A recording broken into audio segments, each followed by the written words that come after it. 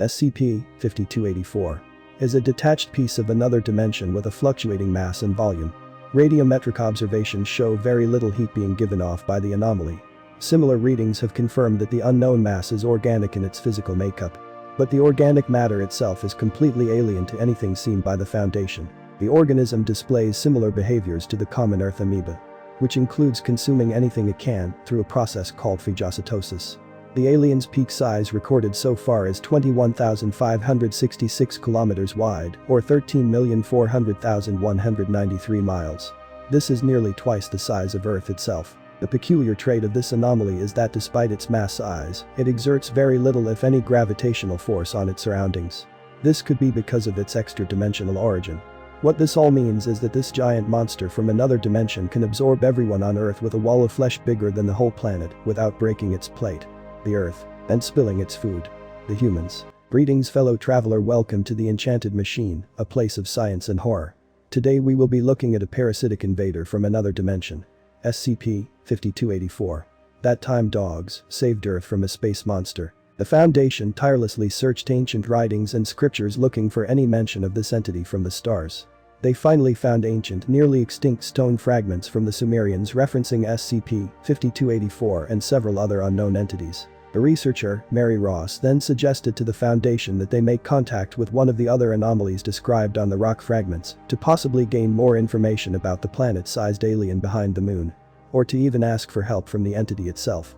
The leaders of the SCP Foundation, the O5 Council, weighed all their options, and after a brief but heated emergency meeting, they drew up backup plans and contingencies, then gave researcher Mary Ross the go-ahead for her request. And also assigned Agent Yara Toma, a specialist in esoteric Sumerian, to her. Researcher Mary and Agent Yara then used a recently deceased D-Class to successfully perform an ancient ritual to bind the body to an entity known as Salukai. When the D-Class woke up, he spoke in a language that neither the two Foundation staff members could understand. Not even Agent Yara Toma, who was specialized in ancient Sumerian, could understand him. 238,855 miles from Earth, behind the moon, the monster rapidly increased and decreased its own gravity at will and started to move in the direction of Earth. A planet-sized collection of writhing and pulsating flesh, silently moving towards Earth. Foundation experts predicted that it would reach Earth in 7 days, with its current speed and trajectory. The O5 Council readied their backup plans, one of which was a collection of several thousands of nuclear missiles, some with anomalous upgrades. Back at Site-76, the Foundation's language scientist found pieces of other very old dialects in the recordings from the possessed D-Class. A world-renowned expert on North Eurasian proto-languages, Maria Tilt was tracked to a convention in Burnaby, British Columbia. An agent was dispatched to her hotel. Mrs. Tilt was taken to Site-76 and debriefed on the situation. She was then asked to translate the voice recording taken from the D-Class. She identified several mentions of the phrase, "The Black Moon is howling." She was then allowed to interview the D-Class. During the interview, the D-Class introduced himself as the one who waits and kept saying that his master, possibly another extra-dimensional entity, would say the necessary words to awaken him fully. When the alien space monster was mentioned to the D-Class, he got very aggressive and even bared his teeth like an animal. After several hours of conversation, the Foundation concluded that both these entities were enemies and that the master the D-Class referenced was actually primitive mankind. Outside in Earth orbit, a planet-sized ball of flesh approached Earth. Foundation monitoring stations indicated that there was only 1 hour until contact. The O5 Council launched a salvo of hundreds of nuclear missiles at the incoming threat. The missiles streaked across the sky as they left Earth's atmosphere and headed towards their target. They flew at anomalous speeds through the void and in a matter of minutes slammed into the incoming object.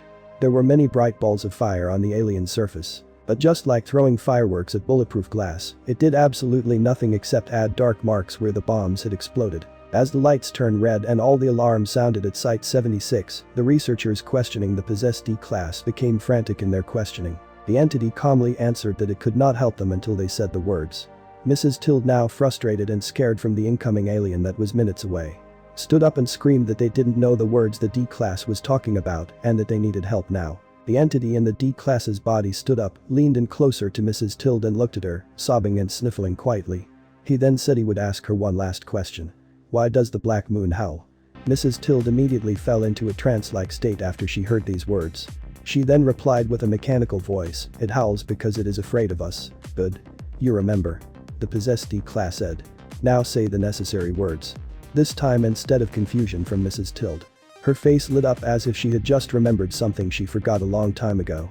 With a savage smile on her face, she pointed up and screamed. Salu Kai fetched the ball. There was a thunderous crash as the north-facing wall of Site-76 exploded into pieces.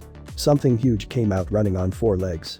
Foundation and public satellites in orbit captured billions of dogs, wolves and every other canines from around the world, gathered in packs millions strong and howling in unison at the sky. In several cases, humans also engaged in similar behavior, but later could not say why or what compelled them to do so. SCP-5284 immediately reversed course and accelerated outside the solar system. Foundation assets embedded in UNOOSA-1 are to continue monitoring SCP-5284's course and position. Should SCP-5284's heading change, its assigned containment director is granted authority to execute Protocol Glitterwolf at their discretion. As to what exactly SCP-5284 and the entity that possessed the dead D-Class was, is still currently unknown, but the Foundation suspects that the entity that possessed the D-Class might have been a powerful anomaly bound by our early ancestors to our blood for protection. The entity is similar to a spirit animal that is supposed to guide and protect humanity from this alien. As to why it only appears when there is a specific enemy, or how its powers work, is still a complete mystery to the Foundation.